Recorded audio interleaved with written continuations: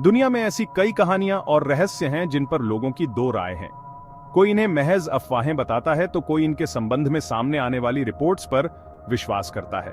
ऐसी ही एक अनसुलझी पहेली है सैंटियागो फ्लाइट 513 की। इस फ्लाइट की कहानी 1954 से टेक ऑफ करती है और 1989 में लैंड करती है, लेकिन लैंडिंग के बाद भी आज तक इस उड़ान की कहानी सभी के लिए आश्चर्य का केंद्र बनी हुई है।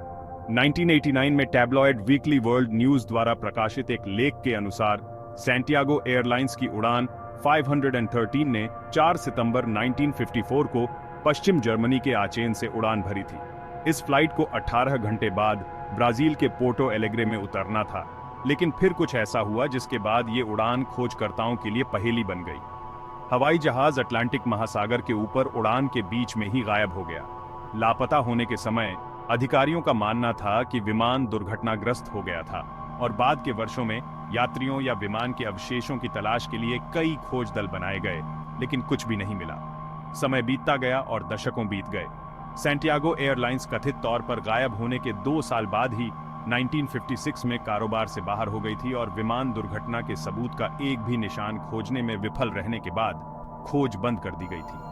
3.5 दशक बाद 12 अक्टूबर 1989 को ब्राजील के पोर्टो एलेग्रे हवाई अड्डे पर एक अनधिकृत विमान को एयरबेस के चारों ओर चक्कर लगाते देखा गया। हवाई यातायात नियंत्रकों ने पायलट से संपर्क करने की कोशिश की, लेकिन कोई प्रतिक्रिया नहीं मिली। आखिरकार विमान रनवे के करीब आ गया और सही लैंडिंग कर सका। यह अच्छी तरह से बनाए हुए आकार में दिख रहा था और विमान के बेस को छूने के बाद भी इंजन चालू थे और चल रहे थे। एक बार जब हवाई अड्डे के अधिकारी सावधानी से विमान के पास पहुंचे तो उन्होंने बाहर से दरवाजे खोल दिए और जैसा कि वे कहते हैं, उनकी हड्डियां अंदर तक ठंडी हो गईं। उन्हें जहाज पर सवार लोगों के 92 पूरी तरह से संरक्षित कंकाल अपनी सीटों पर सुरक्षित रूप से बंधे हुए मिले।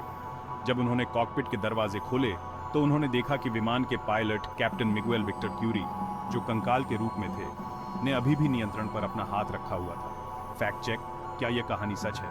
मोटे तौर पर 3 कारण हैं जिनकी वजह से इस कहानी को व्यापक रूप से झूठा माना जाता है। कारण 1, टैब्लॉइड की खराब प्रतिष्ठा। वीकली वर्ल्ड न्यूज अपने टैब्लॉइड में अक्सर काल्पनिक कहानियां प्रकाशित करने के लिए बदनाम था। फ्लाइट 513 पर कहानी जारी करने से 4 साल पहले उन्होंने पैन एम फ्लाइट 914 की एक और कहानी प्रकाशित की थी, जो पुनः प्रकट होने और सुरक्षित रूप से उतरने से पहले 37 वर्षों तक गायब रही। कारण 2, कहानी परिचित लगती है। सैंटियागो फ्लाइट 513 की रहस्यमयी कहानी 1961 के शो द ट्वाइलाइट जोन के द ऑडिसी ऑफ फ्लाइट 33 नामक एपिसोड के समान लगती है, जिसमें विमान किसी तरह 1939 में वापस यात्रा करता है। कारण 3, साक्ष्य का अभाव। 1954 से समाचार का कोई विश्वसनीय स्रोत नहीं खोजा जा सका जिससे यह पुष्टि हो सके कि उड़ान वास्तव में पतली हवा में गायब हो गई थी। हमारे पास विश्वास करने के लिए 1989 की अखबार की कतरन ही है। क्या वाकई सैंटियागो फ्लाइट 513 की कहानी सच है? यह सवाल हर किसी के मन में उठता है। कई लोग इसे सच्चाई मानते हैं तो कई इसे महज एक अफवाह। टैब्लॉइड अखबारों की प्रतिष्ठा हमेशा से ही संदिग्ध रही है। वे अक्सर सनसनीखेज कहानियां छापते हैं जिनकी सत्यता पर सवाल उठाए जाते हैं।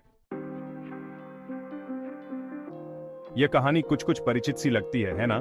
जैसे हमने इसे कहीं पहले भी सुना हो। शायद इसलिए क्योंकि ऐसी कहानियां हमारी कल्पना को हमेशा से ही भांति रही हैं। लेकिन इस कहानी के समर्थन में कोई ठोस साक्ष्य नहीं है। यह एक बड़ी कमी है जो इसे विश्वसनीयता से दूर कर देती है। क्या यह महज एक मिथक है या इसमें कुछ सच्चाई भी है?